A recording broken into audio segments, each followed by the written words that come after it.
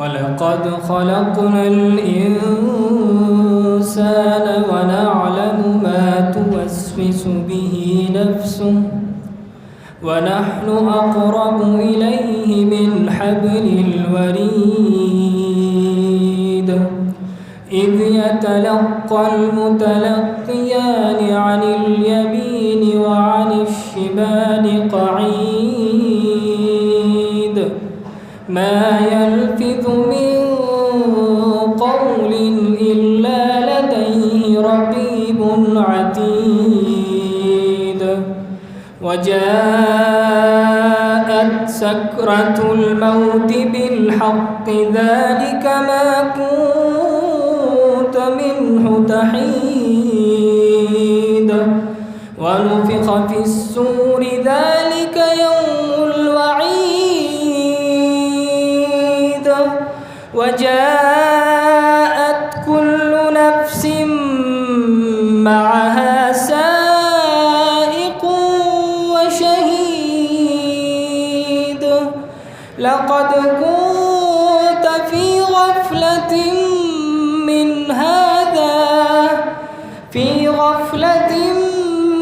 هذا فكشفنا عنك غطاءك فبصرك اليوم حديد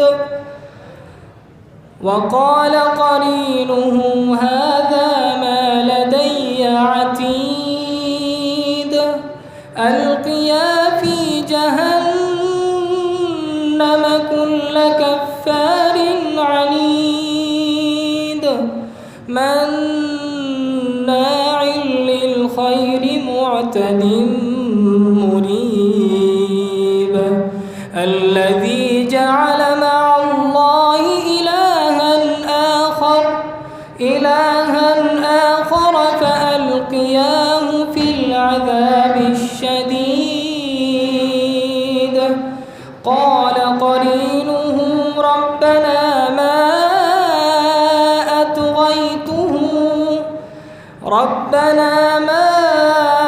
أطغيته ولكن